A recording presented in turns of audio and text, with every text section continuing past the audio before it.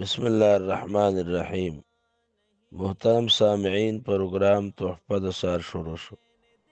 نن دې پروګرام کې مونږ د رمضان او د قرآن خپل منځ کې جوړ بیانو. ارشاد ربانی دی: شهر رمضان الذي انزل فيه القرآن. دا میاشت د رمضان هغه میاشت ده چې الله تعالی په دې کې قرآن را لېږلی دی. قرآن دا په میاشت د رمضان کې راغلی دی او حدیث مبارک کې راځي چې رسول الله صلی الله علیه وسلم ته به جبریل په رمضان کې راته او چې د قرآن څومره حصه راغلی وه نو هغه به یې ورته بیا مقرر کوله او هغه به یې ورسره اړوله. په کوم کال چې نبی کریم صلی الله علیه وسلم وفات کېده نو په هغه کال باندې جبریل علیه السلام نبی پاک صلی الله علیه وسلم ته 2 ځله د قرآن تکرار کړو. نبی علیه الصلاة والسلام حضرت فاطمه رضی الله عنها ته ویلي چې ما ته به جبریل هر رمضان کې راته 1 ځل قرآن به اړه را سره او دې ځل ما ته 2 ځله راغی. داسې معلومیږي زما اجل زما نیټه را نږدې شوې ده. نو د رمضان تعلق د قرآن سره چې د دې ابتدا د نزولم په رمضان کې شوې وه او دا د لوح محفوظ نه اسمان د دنیا ته په 1 ځل باندې راغلی و بیت العزت ته او بیا به د بیت العزت نه لږ لږ د ضرورت مطابق دنیا ته نازلېده. آسماني کتابونه دا چې څومره دي نو کتابونه داسې وایي چې دا د رمضان په میاشت کې نازل شوی دی. تفسیر بحر العلوم صفحه 184 او جلد ړومبي کې وایي آسماني کتابونه دا په رمضان مبارک کې نازل شوی دی. تورات وایي په 12 دا رمضان نازل شوی دی. انزلت التوراة فی 12 لیلة مضت من رمضان.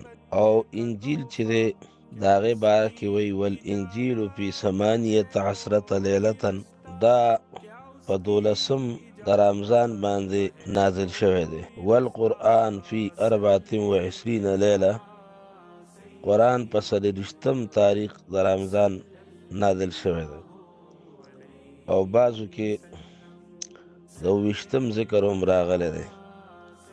بهرحال د آسماني کتابونو تعلق د رمضان سره زیات دی او بیا د قرآن عظیم الشان تعلق د رمضان سره منصوص دی او قطعی نص د قرآن پې راغلی دی. دې وجې نه مونږ تاسو ټولو دپاره د رمضان د قیمتي کولو دپاره دا طریقه اختیارول ضروری دي چې مونږه وخت قرآن ته ورکو. رمضان کې قرآن مونږه وایو، تلاوت وکړو او قرآن ته مونږه غوږ کېږدو. ختمونو کې قرآن وورو او داسې تلاوت د هغې چې څومره مونږ نه ډېر کېدی شي. د قرآن سره د جوړ په دې میاشت کې یو بل هم بهترینه طریقه ده، هغه دا ده چې د قرآن درسونه هغه کېږي ځای په ځای باندې. الحمدلله تقریبا په هر کلي کې د قرآن درس دی چې مونږه خپل کارونه مخکې وروستو کړو او مونږ د قرآن په درس کې شرکت وکړو. د سهار نه چې کوم درسونه کېږي هغې کې کینو. بعضې ځایونو کې د الله نیکان بندگان ماسپښین پسې درس کوي، که د سهار نه نه وزګار ماسپښین کې کینو او بعضې چې دي نو هغوی ماښام پسې یا ماسخوتن پسې کوي او په دې میاشت کې هغوی قرآن عموما ختمی.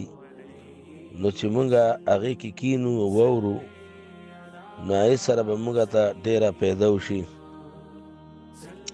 یو طرف ته به ټیم قیمتي شي، د رمضان ټیم به ضایع نشي، او بل طرف ته به مونږه د قرآن د اورېدو د یو ټکي 10 نیکۍ ثواب حاصل کړو. بل طرف ته د قرآن سره د انسان د عقیدې اصلاح کیږي او د نفس اصلاح کیږي. هغه اصلاح به زمونږ الله نصیب کی. نو دغې کې ډېرې زیاتې پیدې دي او دا د عوام ورونو دپاره یو ښکلی چانس دی چې هغوی ځان د قرآن درسونو خواته ورسوي، د قټیم ځان لوزګار کی او دې کې حصه والي. او دا خوش قسمته خلکو ته الله پاک نصیب کوي. ډېر وروڼه په دې ورځو چې خپل علاقه کې درس نی بل ځای ته لاړ شي او په درس کې شریک شي. عوام وروڼه الله ورته دا جذبه نصیب کړي، هغوی بچي پرېږدي، کور پرېږدي او لاړ شي دا رمضان دا میاشت شرطه دوره تفسیر کې تیر کی. دا خوش قسمته خلک دي. الله تعالی دې په عمرونو کې، په بچو کې، په کارونو کې برکت واچي. الله موږ نه راضي شي، د رمضان انوارات برکات موږ ته نصیب کړي. ربنا اغفر لي ولوالدي وللمؤمنين يوم يقوم الحساب. آمين ثم آمين.